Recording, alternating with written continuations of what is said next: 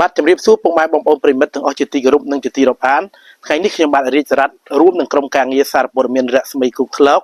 នាំអារម្មណ៍ពុកម៉ែបងប្អូនប្រិមិត្តទៅជួបជាមួយនឹងបងប្រុសទឹកវឿនដែលជាម្ចាស់ចិញ្ចឹមកណ្ដូបបាទដែលស្ថិតនៅភូមិរាជធំមួយសង្កាត់ក្បាលកោះខណ្ឌច្បារអំពើរាជធានីភ្នំពេញដើម្បីកុំឲ្យខាតពេលខ្ញុំបាទនឹងនាំអារម្មណ៍ពុកម៉ែបងប្អូនទៅជួបជាមួយនឹងបងប្រុសផ្ទាល់តែម្ដងបងពាក់ព័ន្ធនឹងការចិញ្ចឹមកដោបរបស់បងរយៈពេលប្រហែលខែមកហើយបងកដោបខ្ញុំហ្នឹងថ្ងៃហ្នឹងបានមក37ថ្ងៃហ្នឹងហើយបាទ37ថ្ងៃបងហើយកដោបនោះជាទូទៅរយៈពេលប្រហែលបានគេអាចយកវាទៅលក់បានឬក៏អាចថាយកហូបបានបង45ថ្ងៃ45ថ្ងៃឥឡូវបាន37ថ្ងៃហើយបងអាចបញ្ជាក់បានទេការចិញ្ចឹមកដោបមានផលវិបាកយ៉ាងណាដែរបងអត់មានពិបាកស្រួលបំផុតហើយកដោបស្រួលជាងមន់ជាងទាទៀតបាទហើយកដោបហ្នឹងវាយើងកលេចមើលទៅតើវាចំណីដែលឲ្យវាចិញ្ចឹមវាហ្នឹងគឺយើងប្រើចំណីខ្លះដែរបងអាចមានចំណីវាមានស្លឹកចេកស្លឹកដូងស្លឹកត្នោតហ្នឹងស្លឹកចេកយើងហ្នឹងបងណាហ្នឹងអូយច្រើនណាស់បងប្អូនពុកម៉ែប្រិមិត្តទាំងអស់នេះមើលកដោបបាទឃើញបងវឿនដែលខ្ញុំធ្លាប់មកជួបគាត់ម្ដងហើយគឺពាក់ព័ន្ធនឹងការដាំបាទជីពងទាកូនបាទក្រៅពីមុខរបរដាំជីពងទាកូនឥឡូវបងគាត់បានមកចិញ្ចឹមកដោបបន្ថែមពីមុខរបរបច្ចុប្បន្នបាទ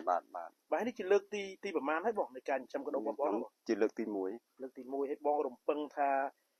ការងារបន្ថែមពីការងាររបស់បងចាំងតើអាចមានចំណូលអីប្រហែលដែរមើលទៅបងតាមសង្ឃឹមជាបានច្រើនតទៅមុខទៀតបាទហើយបងចំណាប់អារម្មណ៍យ៉ាងម៉េចដែរបានបងងាកមកចិញ្ចឹមកដោបបន្ថែមទៀតក្រៅពីមុខរបររបស់បងចាស់នោះបងខ្ញុំបើកទូរស័ព្ទមើល YouTube ទៅឃើញបានខ្ញុំចាប់ដើមចិញ្ចឹមអូបងមើល YouTube បងណានឹងជិះរៀងទុកពេលទំនេរចោលមកណាហ្នឹងហើយបាទអញ្ចឹងឃើញគេចិញ្ចឹមបានខ្ញុំ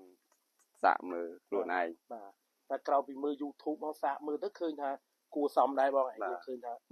ការចិញ្ចឹមហ្នឹងมันមានជាផលវិបាកអីប្រហែលទេបងតែបើជាង10ថ្ងៃទៀតយើងចាប់លក់បានបាទបងអានឹងជាទូទៅហ្នឹងបងដឹងថា1គីឡូប្រហែលដែរបច្ចុប្បន្នហ្នឹងបងបច្ចុប្បន្នថ្ងៃគេឲ្យ30000 1គីឡូ1គីឡូ30000ដែរបងណាហ្នឹងហើយអុយអានេះបើយើងប្រៀបធៀបទៅដូចជាថ្លៃជាងមាន់ណាបងថ្លៃបាទថ្លៃជាងមាន់1គីឡូ30000ហើយក្នុងពីទ្រុងរបស់បងនិយាយគិតទៅតាមការស្មានរបស់បងប្រហែលជាប្រហែលគីឡូដែរមើលទៅបងប្រហែលជា20ជាងមួយទ្រុង20ជាងអញ្ចឹងពីទ្រុងនេះបាន40គីឡូហើយបាទ